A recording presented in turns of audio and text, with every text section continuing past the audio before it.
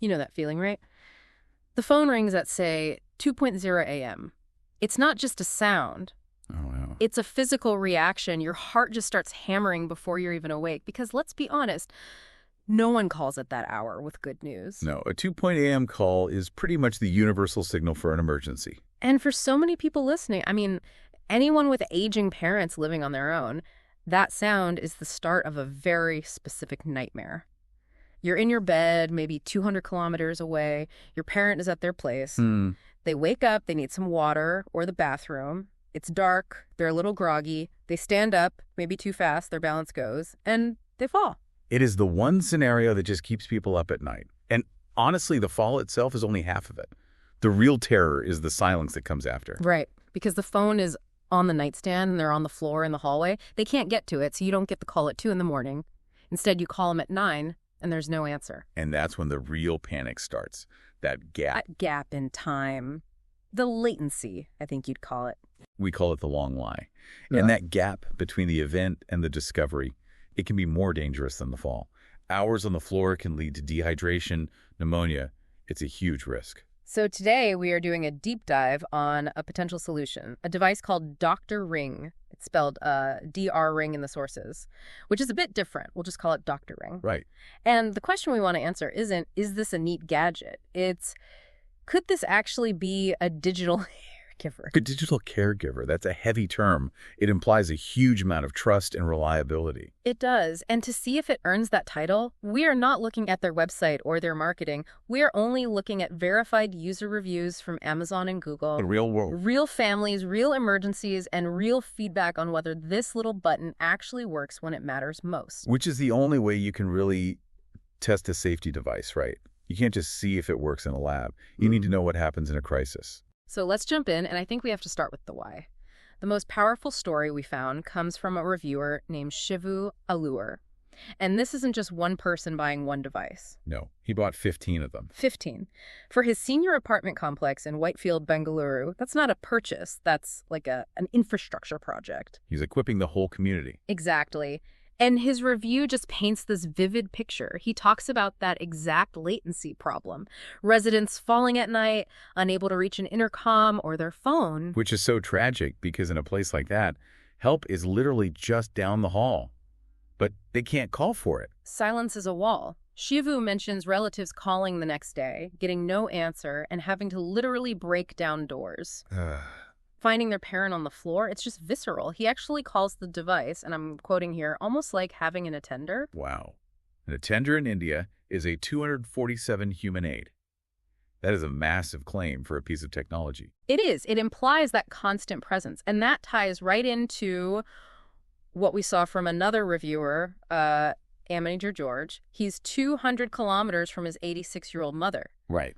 For him, and for another user, CCC, the product isn't the button. The product is being able to switch off that little part of your brain that's always on high alert. It's peace of mind as a service. He's not buying plastic, he's buying sleep. Exactly. He's paying to know that if that silence happens, something will break it. Okay, so that's the emotional core of it. But feelings don't make calls, hardware does. What is this thing, actually? Because my first thought was, I've fallen and I can't get up. We've seen SOS buttons for decades. Right. What's different?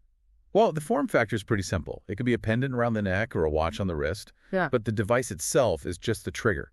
The real system is the ecosystem around it. Okay, walk me through that. This is where these things usually get too complicated for seniors. So the wearer, the senior, needs an Android phone. That's the first thing. Only Android.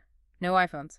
Based on the reviews we saw, particularly from Shailendra Agarwal, it seems to be built for the Android environment, so that's one constraint.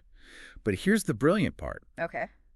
The receiver, the child who lives far away, you don't need to download anything. I don't need an app. No app, no password to forget, no notifications to accidentally mute. You just need a phone that can get a call or a text message. That is actually a huge design decision. I feel like every smart device I own forces my entire family to download some clunky app that they never use. And it breaks. Yeah. App fatigue is real. In an emergency, you want the lowest possible friction. But let's talk about how the button connects to the phone. This is the cool part. Most of these things use standard Bluetooth. Which, I mean, it's fine for my earbuds if I'm in the same room. Yeah. But if I walk to the kitchen... It cuts out.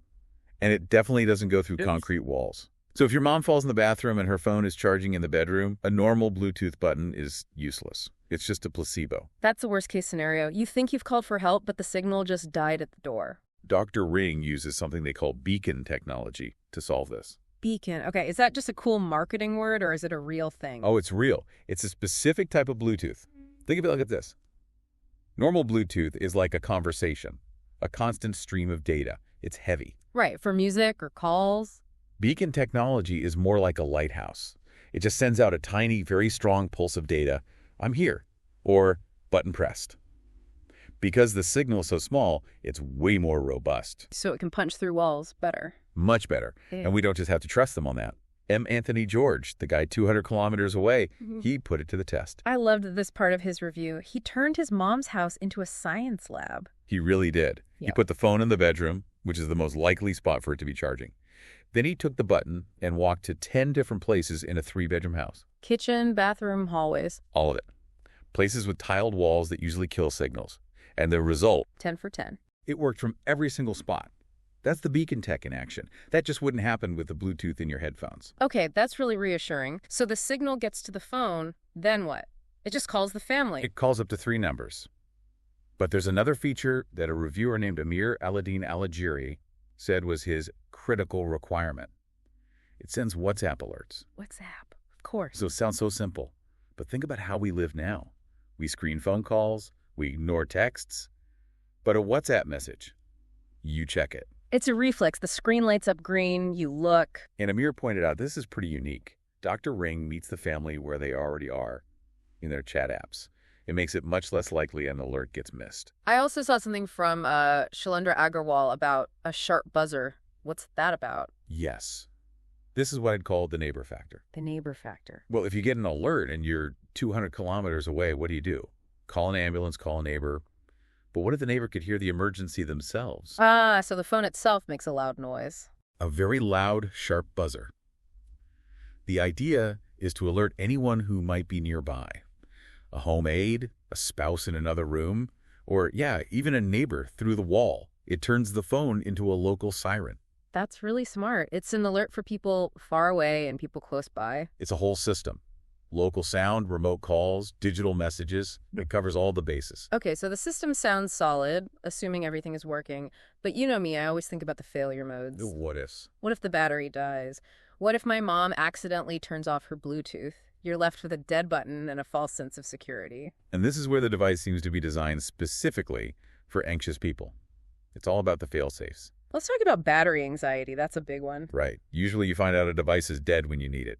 Here, the system is proactive. It sends you an alert when the battery is low. Okay, that's pretty standard. But it sends an alert for low battery on the DrRing device and for low battery on the elder's phone itself. Wait, really? So if my dad forgets to charge his phone, I get a notification?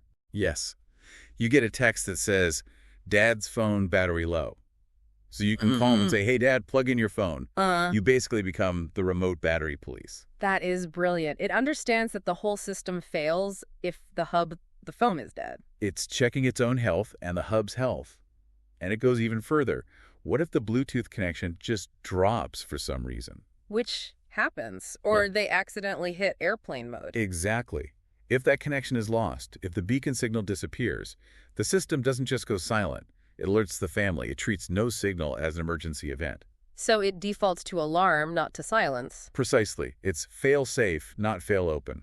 You'd rather get a few false alarms that Bluetooth is off than have one time where you think it's working and it's actually dead. Oh, 100%. I'd rather be annoyed than unaware. And on the charging front, for the button itself, they use a magnetic cable. Oh, like the old MacBooks? That's smart. Yeah, nope. Trying to jam a tiny plug in the wrong way. And you can even see the company listening to feedback here. A reviewer named Asha Albert said she wished it had a charging complete light. And did they respond? They're all over the comments. It just shows that the product is still evolving based on how people are actually using it, which is a great sign. It is. But speaking of the company, we have to talk about setup, because we've listed a lot of tech here. Beacons, app permissions, Registering a FAM address. Register the MASI address. Yeah, that's where you lose a lot of people. If I told my dad to find his MASI address, he'd probably go look in the fridge. It's just not going to happen. It's a real barrier. Yeah. And Amir, the reviewer, said the documentation was a little confusing at first. But this is where the story pivots from being about hardware to being about service. The customer support. The support. In an age of useless chatbots, this company seems to be doing something very old-fashioned. I saw that review from Ashok Selvaraj. He didn't just say the support was good, he thanked two people by name. Mr. Enil and Mr. Parag. When a customer remembers the first names of the support staff, that tells you something. It means it was a real human conversation. And it wasn't just fixing a problem, they do onboarding calls. They offer Google Meet onboarding calls. So they'll actually get on a video call with you and your parent to set it up. Yep, they'll walk you through registering the MSC address and all the app settings, face-to-face over video. That completely changes the game. That makes it accessible. And it's not just 9 to 5. Shweeni V, another reviewer, got help on a Sunday, which is when you'd be doing this, right? When you're visiting your folks for the weekend. Yeah, that's huge. But let's be fair, we did see a negative review from Anup Kumar. We did. He said the device just stopped working after a few weeks. Which, for a safety device, is kind of the ultimate failure. It is. Yeah. But what's really telling is how the company handled it. They replied to his review publicly, almost immediately. They identified a specific WhatsApp glitch and offered to resolve it right there. So they didn't hide from it. No, they leaned into it. Right. And that's the real test, isn't it? Not whether hardware is perfect, because it never is, but how you respond when it fails. Okay, so we have the hardware, the fail-safes, the human support, but there's one last piece that I found fascinating, and it's not about the tech, it's about the person wearing it. Ah, the weekly drill. Yes, this really stood out. A reviewer named Rahim EV wrote about his 85-year-old mother. He said that creating protocols around the device is what made her feel confident. This is the difference between just owning a gadget and actually building a safety culture around it. Right. And another user, Inder Kathuria, he's 66 and lives alone, he said he tests it regularly. Why is that testing so important? It's all about muscle memory. Okay. Think about the moment you fall. Yeah. You're in pain, you're disoriented, you're panicked, your brain is overloaded. In that state, you don't think, you just react based on training. And if you haven't touched that button in a year, you might forget you even have it on. You might forget, or you might doubt it. Does this thing even work? And that moment of hesitation could be critical. The weekly drill builds trust. It proves to the user, when I press this, my son calls. It rewires the brain to see it as a tool. I have a shield, and I know how to use it. Exactly. It turns it from a symbol of being frail into a tool for being independent. It's like a fire drill. You don't do it because you expect a fire today. You do it so that when you smell smoke, your body already knows the way out. Perfectly said. And it seems the users who embrace that part of it are the ones who get the most out of the whole system. You know, when you put all of this together, from Shivu buying 15 units for his community to M. Anthony George running his tests from 200 kilometers away, a pretty clear picture emerges. We started by asking if this could be a digital caregiver. And the answer, I think, is sort of. It can't bring you a glass of water, but it can summon the person who will. It definitely seems like a really high-value option for this specific problem. The beacon tech that works through walls is a huge differentiator. The WhatsApp integration is just smart. But for me, the secret sauce isn't just the tech. It's the tech combined with the automatic alerts for failure and the very human, high-touch support that gets people through the setup. Which brings up a final thought to end on. It's 2026. We're all obsessed with AI and full automation. We want smart cameras that detect falls, smart floors that sense pressure. We want a robot to solve the problem. Right. But maybe what DrRing proves is that the most effective solution isn't a complex AI. Maybe it's just a simple, reliable button. A button that's backed up by human protocols, like a weekly drill, and a responsive human support team. It's about using tech to amplify the human connection, not replace it. Absolutely. Simple and reliable often beats complex and automated, especially when the stakes are this high. So if this sounds like something that could help someone in your family, or you're just curious about the tech, you should really check it out for yourself. Yeah, take a look and see what you think. You can find them at www.drring.health. I'll spell that out one more time. It's www.drring.health. Give it a look. It might just be that peace of mind you're looking for. Thanks for joining us for this deep dive. We'll catch you on the next one.